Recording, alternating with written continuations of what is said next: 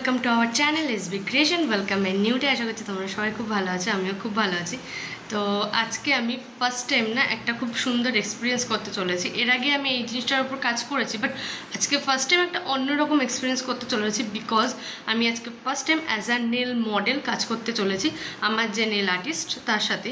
তো এর আগে আমি ওর সাথে দুবার কাজ করেছি অলরেডি, বাট নেল মডেল হিসাবে নয়। নর্মালি আমার নেল আর্ট করতে ইচ্ছা হয়েছিল বা আমার দরকার ছিল, দেন সেই পারপাসে।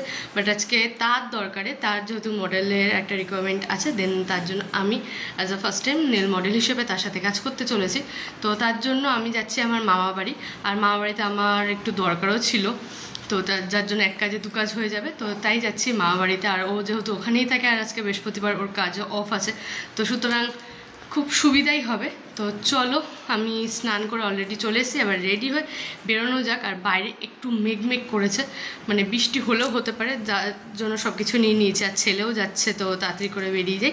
দেন আজকে কি নেল আর্ট করছি, ও কি ডিজাইন করে দিচ্ছে, সবই তোমাদের সাথে শেয়ার করবো।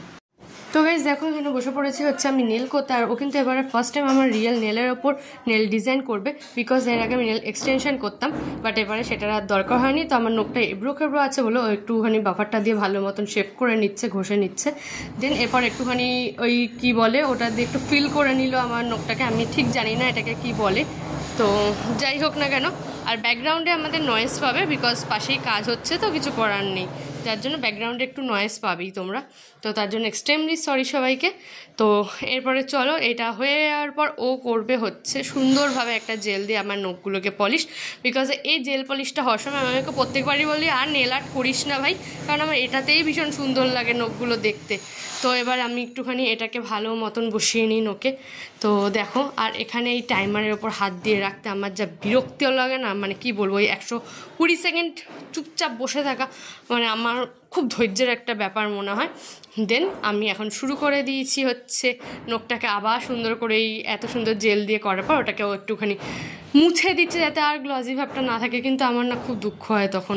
আর আবার একবার একটুখানি বাফার দিয়ে একটু ওপরটা ঘষে, কেন জানি না এটা দুবার করেও করে, প্রত্যেকটা নেল আর্টিস্ট করে কিনা আমি জানি না, বাট ও আমাকে প্রত্যেকবারই এটা করে। কিন্তু নখটা আমার অনেকক্ষণ মানে অনেক দিন থাকে আর কি।